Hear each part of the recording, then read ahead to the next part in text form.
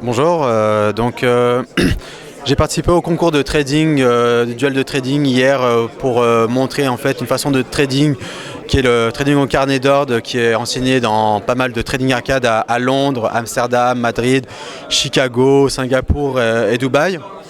C'est vrai que c'est pas un trading qui est enseigné en France. Beaucoup de traders utilisent des charts sur le trading de futur et c'est dommage parce que c'est très utilisé et exploité à l'étranger. Donc j'ai tradé dans pas mal de trading arcade, hedge fund et banques à Londres, à Amsterdam, Madrid, Paris et Bruxelles. Aujourd'hui, je vais offrir la possibilité aux traders de se former au trading de futur, mais sur le carnet d'ordre, mais aussi au trading de futur en général. Je vais aussi proposer la possibilité aux traders de trader dans un environnement professionnel en ayant tout l'infrastructure, les flux d'informations, les plateformes, mais aussi les commissions de courtage qu'ont les professionnels. Quand j'entends que certains tradent des futurs en payant entre 2 et 6 euros par contrat, alors qu'on peut facilement tomber entre 60 et 1 euro, 60 centimes et 1 euro. Je pense qu'il est temps qu'en France, il y ait des structures et une organisation qui permettent à chaque trader de pouvoir s'exprimer et gagner de l'argent. En parallèle, je travaille avec une trading arcade qui s'appelle Futex, qui est à Londres. Ils ont des bureaux à Singapour, Genève, Londres et Chicago. Et qui souhaitent ouvrir une trading arcade à Paris. Donc là, je suis en discussion avec eux pour voir si ça va être sous le nom de Crescendo Trading Paris ou si ça va être sous le nom de Futex. Le concept, c'est des formations qui sont proposées aux traders et pour les traders qui affichent de bons résultats, d'avoir la possibilité de trader pour les fonds de Futex. Donc ils sont embauchés ensuite par Futex et tradent pour le compte de Futex.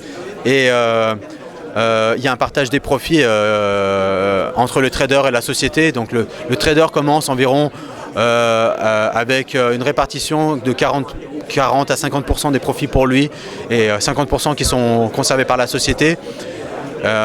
Donc c'est ce type de structure-là qui n'existe pas en France et que je souhaite développer. Ok, très bien. Alors, moi, je connais bien le marché francophone, notamment des traders particuliers, parce que ça fait 5 ans qu'on travaille beaucoup. Donc, je pense que effectivement cette offre manque et que cela peut intéresser du monde. D'ailleurs, ce qu'on constate par rapport à votre venue pour la première fois à ce salon du trading, c'est un certain engouement autour de votre manière de travailler. Je pense que cela s'explique par les bons résultats que vous avez obtenus hier, sachant que notamment Rob Hoffman, qui est arrivé premier devant vous, utilise lui aussi le carnet d'ordre, même si d'une manière, je pense, différente. À votre avis, à quoi c'est lié finalement que le carnet d'ordre soit peu utilisé en France En fait, hier, j'ai terminé grosso modo avec le même PNL que le vainqueur en finale, à 100 $ près. C'est un trader, c'est les demi-finalistes, si je me trompe, il y a 2 Américains et un Hongrois. Et en France, on n'utilise que des charts. Je ne peux pas vous expliquer pourquoi le lobby des charts est aussi influent en France. Ce qu'il faut savoir, c'est qu'à l'étranger, tout le monde utilise les carnets d'ordre. Donc tout le monde utilise les carnets d'ordre et tout le monde gagne de l'argent avec des carnets d'ordre. Donc pour moi, je ne suis pas étonné d'avoir en demi-finale 2 Américains et d'être le seul Français, parce que les Français sont obligés de s'expatrier pour avoir cette stratégie de trading. Et donc c'est ce que je veux proposer en France, c'est de pouvoir avoir accès aux Français qui ne veulent pas s'expatrier, cette façon de trader. Il faut savoir qu'à Londres, il y a des trading arcades où il y a plus de 200 traders qui tradent. Ce que j'ai fait hier, ça semblait extraordinaire pour pas mal de personnes, mais c'est quelque chose d'assez banal. Des traders qui gagnent assez facilement, c'est sur le carnet d'or.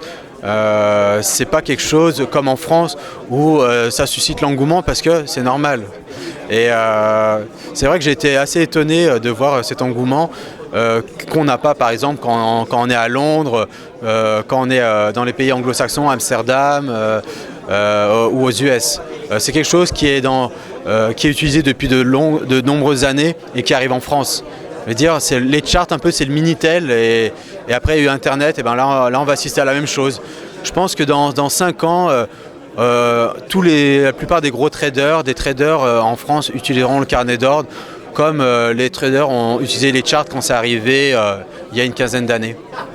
Ok, très bien. Alors simplement, si vous voulez bien qu'on revienne sur votre parcours sur les marchés financiers, quel a-t-il été depuis vos diplômes si vous en avez eu, jusqu'à en arriver à ce statut, parce qu'on a entendu au fur et à mesure des conférences que vous avez notamment travaillé pour des institutions assez reconnues. Donc moi j'ai toujours spéculé. Donc très rapidement j'ai ouvert un club d'investissement avec des collègues, des étudiants de l'ESSEC. Et ça c'était en 2001. On a fait une performance, on avait mis 50 000 euros en un an, on a fait 102 000 euros. Donc on a fait plus 100% en sachant que le marché avait perdu 30%. Donc j'ai fait en niveau scolaire, j'ai fait le master de l'ESSELSCA de monsieur Georges Castel, que je recommande parce que c'est vraiment un master qui est spécialisé dans le trading. Pour les personnes qui souhaitent spéculer, c'est vraiment quelque chose qui est vraiment adapté à la spéculation. Il y a des très bons masters en finance comme à Dauphine, et c'est vrai que pour la spéculation, c'est vraiment un master que je recommande, pas parce que je l'ai fait, mais vraiment parce que j'ai rencontré beaucoup de traders qui avaient fait ce master-là, notamment à Londres, et qui ont gagné beaucoup d'argent. Suite à cet article, j'ai été contacté par une société à Londres, une trading arcade, qui a souhaité me recruter. Donc j'ai commencé à spéculer dans cette société. J'ai gagné pas mal d'argent et j'ai été débauché par une société à Amsterdam. Donc ils avaient des bureaux à Paris, j'ai débuté à Paris et ensuite je suis parti à Amsterdam. Ensuite, qui s'appelle Van der Molen. La première société qui m'avait recruté après le club d'investissement, c'était Marek Spectron qui était Revco à Paris. Et ensuite, après mon épisode à Amsterdam, j'ai travaillé à Dexia Asset Management à Bruxelles pendant un an. Et suite à cette année, j'ai été contacté par un cabinet de recrutement parce qu'il y avait un lancement d'un hedge fund à Paris. Et j'ai eu de la chance, le responsable du hedge fund était mon ancien responsable à Paris. Donc il a souhaité me recruter. Donc c'était pour le fonds Millennium Management qui gère environ 10 milliards d'actifs sous gestion. Donc ça a duré un an et demi. Et là j'ai décidé avec le responsable de vouloir monter mon propre fonds. Donc là ça a été un peu compliqué. On a décidé de contacter des sociétés à Londres, des sociétés en Espagne qui voulaient lancer leur propre fonds. On a été mis en relation avec une société qui s'appelle Arfima Spain. Et on n'a pas réussi à tomber d'accord au niveau du lancement du fonds. Du coup, j'ai abandonné l'objectif de monter mon propre fonds en France. Ensuite, j'ai travaillé pour une family office pendant le reste du temps jusqu'à aujourd'hui, donc à Londres et en transit entre Monaco et Barcelone. Et depuis août, j'ai décidé de revenir suite à un événement familial. Je suis papa et j'ai une petite fille et je souhaite maintenant rester à Paris. Donc je souhaite développer cette activité de trading arcade dans le sens où il y a la formation, il y a de l'allocation de places de trading et la mise en relation de traders à l'étranger. Donc c'est ce que je souhaite faire aujourd'hui. Ok, très bien. Donc ça crédibilise vraiment justement ce projet de salle d'arcade, puisqu'on comprend bien pour ceux qui seraient intéressés de rejoindre ce projet qu'on travaillera avec quelqu'un qui a un parcours professionnel bien rempli. Oui, la société Futex, qui est une très grosse trading arcade à Londres, ils ont environ 75 traders. Donc, tout à l'heure j'ai dit Genève, mais non, en fait c'est Londres, Chicago et Singapour. Eux, ils sont tellement sûrs d'eux que pour les personnes qui font la formation, en fait, si elles sont profitables pendant les périodes de simulateur, ils leur remboursent la formation et après ils les embauchent pour trader avec les fonds propres de Futex. Futex, eux, souhaitent développer l'activité sous leur propre nom. Donc je suis en négociation avec eux. Ce sera peut-être Crescendo Trading Paris, la Trading Arcade, ou ce sera peut-être Futex. On verra. Mais en tout cas, je pense que pour les prochains mois, les traders en France qui affichent des bons track records ou des compétences à spéculer auront la possibilité de le faire en France et non pas de s'exiler dans tous les pays anglo-saxons pour avoir la possibilité de spéculer sur les futurs. Parce qu'il y a énormément de traders qui sont dans ces trading arcades uniquement du fait de l'absence de structure en France. Donc j'espère que je vais pallier à ça et essayer de développer ça, essayer de démocratiser le trading de futur. Ok, très bien. Donc pour préciser, pour que les particuliers, les traders particuliers qui nous regardent comprennent bien, donc ce projet, là actuellement on est en septembre, fin septembre 2013. À votre avis, à partir de quand il va être lancé sur Paris? Octobre, novembre. D'accord. C'est très avancé là, les discussions, c'est des discussions de détails. Ça peut aller très vite. Je suis à Londres jeudi, vendredi prochain. Ça peut se déboucler fin du mois de septembre. À partir du moment où je trouve un accord avec la Trading Arcade à Londres, après c'est au niveau de l'infrastructure, des bureaux, ça peut aller vite. Donc je pense qu'en octobre-novembre, ce sera bouclé. C'est vrai qu'il y a eu un très grand engouement aujourd'hui et hier. Notamment quand j'ai fait ma conférence où il n'y avait plus de place, les gens ne pouvaient pas rentrer. Je ne savais pas qu'il y avait un engouement comme cela en France. Je suis étonné, surpris, mais content.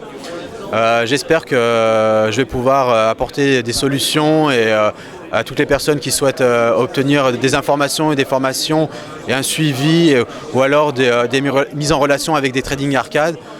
Mais pour toutes ces personnes-là, il faut qu'elles sachent que ça va aller très vite. Très bien. Alors pour terminer, donc une fois que on vous connaît, une fois que le projet sera clairement lancé, pour vous rejoindre, comment ça va se passer? Dans un premier temps, le trader particulier doit payer son bureau dans la salle d'arcade, ou est-ce qu'il doit prouver ses résultats? Non. Il y a 3 types de formations. Il y a une formation d'1 semaine, de 2 semaines et de 8 semaines. La formation de 8 semaines, c'est plus pour une personne qui veut en faire son activité. Il y a 2 semaines, on va dire 1 semaine de formation théorique, une semaine de formation théorique et pratique, et après il y a 6 semaines de trading en simulateur. Ces 6 semaines de trading en simulateur vont permettre de voir le profil du trader, de voir un peu si il est apte à rejoindre en fait une trading arcade. Et si j'estime qu'il est apte, je vais le mettre en relation avec une trading arcade à Londres qui va prendre la suite, qui va lui rembourser sa formation. Et eux ils vont continuer la formation pendant 3-4 mois. Donc lui, le trader sera salarié par la Trading Arcade à Londres et spéculera avec les fonds de la Trading Arcade. D'accord, très bien. Merci pour toutes ces informations et à bientôt sans doute. Merci.